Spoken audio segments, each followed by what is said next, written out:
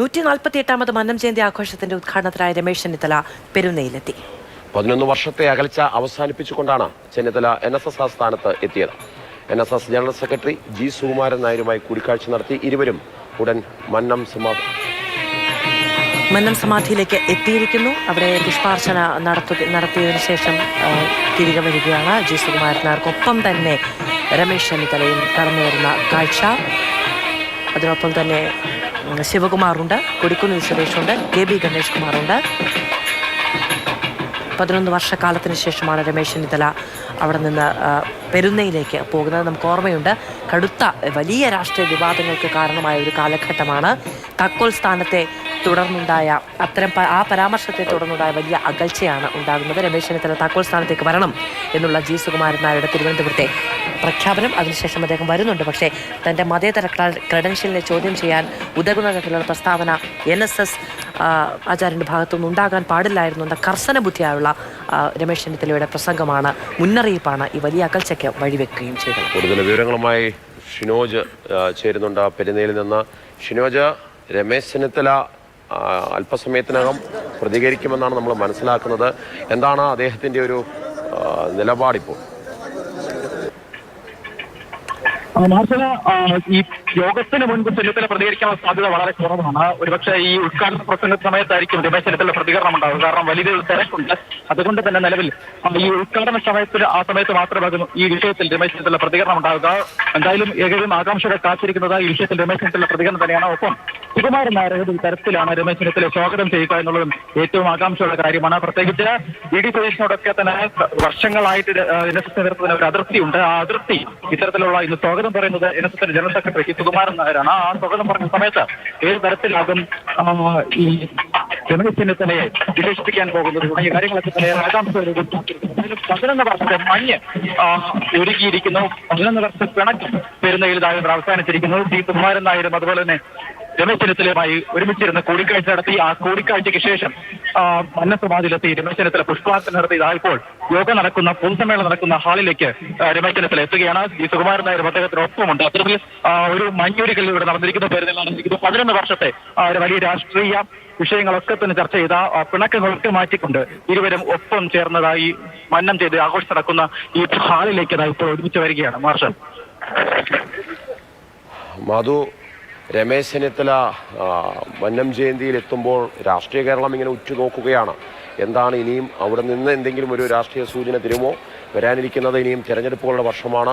അതോടൊപ്പം തന്നെ സാമുദായിക സംഘടനയുമായി പ്രതിപക്ഷ നേതാവ് VD സതീശനുള്ള ബന്ധവും രമേശ് ചെന്നിത്തലയ്ക്കുള്ള ബന്ധവും രണ്ടും വ്യത്യസ്തമാണ്. കേരളം മുഴുവൻ കാത്തിരിക്കുന്നത് രമേശ് ചെന്നിത്തല എന്ത് പറയും എന്നാണ്. എങ്കിൽ വളരെ കൗതുകത്തോടെ കാത്തിരിക്കേണ്ട മറ്റൊന്നുണ്ട്. ജി സുകുമാരൻ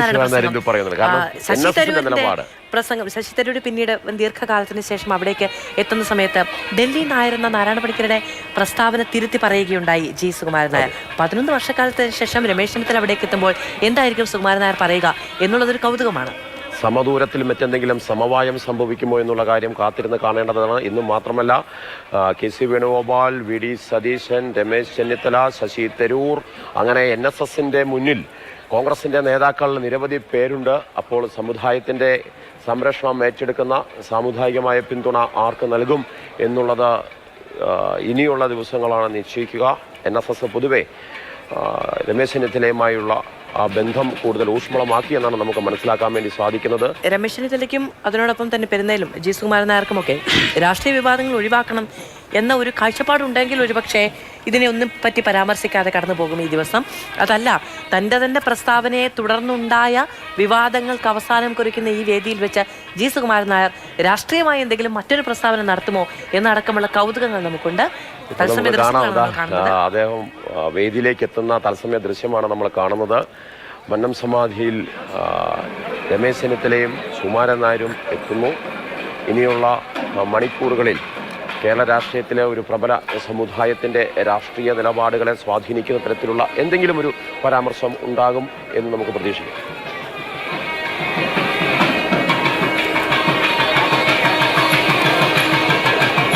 വേദിക്കരികിലേക്ക് എത്തുകയാണ് ജി സുകുമാരൻ നായരും രമേശ് ചെന്നിത്തലയും. വേദിയിൽ കാണാൻ വലിയ മാധ്യമപ്പട തന്നെ ഉണ്ട്. ഈ ദൃശ്യങ്ങൾ എത്രത്തോളം രാഷ്ട്രീയ പ്രാധാന്യമുള്ളതാണ് എന്ന് തെളിയിക്കുന്ന ഒന്നാണ് അത്. സ്ക്രീനിൻ്റെ വലതുഭാഗത്ത് മന്നം സമാധിയിൽ പുഷ്പാർച്ചന നടത്തുന്ന രമേശ് ചെന്നിത്തലയെ നമുക്ക് കാണാൻ കഴിയും. അതിനുശേഷം വേദിയിലേക്ക് എത്തുകയാണ്. എന്ത് പറയാനുണ്ടെങ്കിലും അത് വേദിയിൽ പറയാമെന്നുള്ള രമേശ് ചെന്നിത്തലയുടെ വാക്കുകൾക്ക് കാതോർത്തിരിക്കുകയാണ് രാഷ്ട്രീയ കേരളം. അതിനൊപ്പം തന്നെ ജി സുകുമാരൻ നായർ എന്ത് പറയും, എന്താണ് ഈ ദിവസം കേരള രാഷ്ട്രീയത്തിന് നൽകുന്ന സംഭാവന എന്നതാണ് ഏറ്റവും വലിയ ആകാംക്ഷ.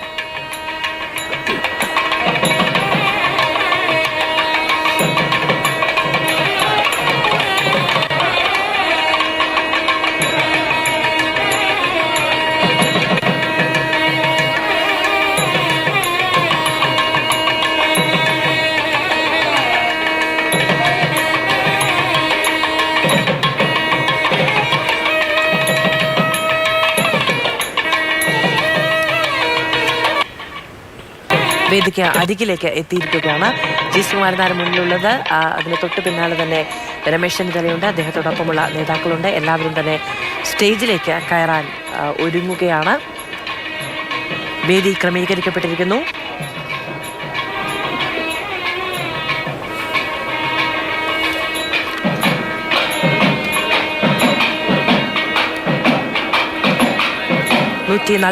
ാമത് മന്നം ജയന്തി ആഘോഷത്തിന്റെ ഉദ്ഘാടനത്തിനായി രമേശ് ചെന്നിത്തല പെരുന്നയിലേക്ക് എത്തിയിരിക്കുകയാണ്. G Sukumaran Nair, NSS general secretary അടക്കമുള്ളവർ, രാഷ്ട്രീയ സാംസ്കാരിക രംഗത്തെ പ്രമുഖർ, പെരുന്നയുമായി അടുത്തു നിൽക്കുന്ന നേതാക്കൾ എല്ലാവരും തന്നെ അവിടേക്ക് എത്തിച്ചേർന്നിരിക്കുന്നു. ജി സുകുമാരൻ നായർക്ക് തൊട്ടടുത്ത് തന്നെയായി രമേശ് ചെന്നിത്തല വേദിയിൽ ഇരുന്നിരിക്കുന്നു. അല്പസമയത്തിനും തന്നെ ഔദ്യോഗിക പരിപാടികൾക്ക് തുടക്കം കുറിക്കും.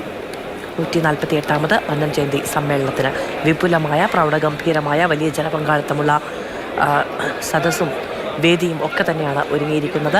വലിയ രാഷ്ട്രീയ കൗതുകം കൂടി ഒളിപ്പിച്ചു വെച്ചിരിക്കുന്നത് കൊണ്ട് ഏറെ പ്രാധാന്യമുണ്ട് ഈ സമ്മേളനത്തിന്. ഷിനോജ എസ്.ടി വിവരങ്ങളുമായി ചേരുകയാണ്. ഷിനോജ, ഔദ്യോഗിക ചടങ്ങുകൾക്ക് കൂടി തുടക്കമാവുകയാണ് അല്ലേ?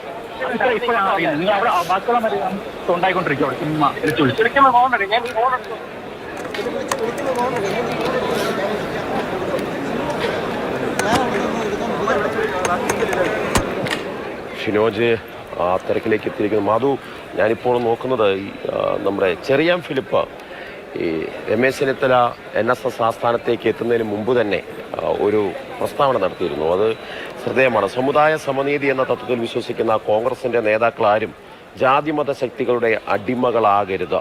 കോൺഗ്രസിൽ സ്ഥാനം നേടുന്നതിന് സമുദായ സംഘടനാ നേതാക്കളുടെയും മതമേലധ്യക്ഷന്മാരുടെയും സഹായവും ശുപാർശയും ആര് നേടിയാലും അത് നിന്ദ്യമാണ്. കോൺഗ്രസ് പാർട്ടിയെ റിമോട്ട് കൺട്രോളിലൂടെ നിയന്ത്രിക്കാൻ ഒരു ബാഹ്യ ശക്തിയെയും അനുവദിക്കരുത് എന്ന ഡിസംബർ 21 ചെറിയാൻ ഫിലിപ്പിൻ്റെ ഒരു പ്രസ്താവനയുണ്ട്. അദ്ദേഹം അത് പറയുന്നത് ഡിസംബർ 20 ആയിരുന്നു NSS ആസ്ഥാനത്തേക്ക് രമേശ് ചെന്നിത്തല എത്തുമെന്നുള്ള വാർത്തകൾ വരുന്നത്. സ്വാഭാവികമായും അപ്പോൾ തന്നെ ഇത്തരമൊരു പരാമർശം നടത്തിയിട്ടുണ്ട്. ശരി, മന്നം ജയന്തി സമ്മേളനത്തിനായി രമേശ് ചെന്നിത്തല അവിടേക്ക് പെരുന്നയിലേക്ക് എത്തിയിരിക്കുന്നു. വലിയ പ്രൗഢഗംഭീരമായ ചടങ്ങ് തന്നെയാണ് അവിടെയുള്ളത്. ജി സുകുമാരൻ നായർ അദ്ദേഹത്തെ മന്നം സമാധിയിൽ പുഷ്പാർച്ചന നടത്തുന്ന സമയത്തൊക്കെ ജി സുകുമാരൻ നായരും രമേശ് ചെന്നിത്തലയും മറ്റ് നേതാക്കളും എല്ലാവരും ഉണ്ട്. സ്റ്റേജിൽ പരിപാടികൾക്കുള്ള ഒരുക്കങ്ങളൊക്കെ പൂർത്തീകരിക്കുകയാണ്.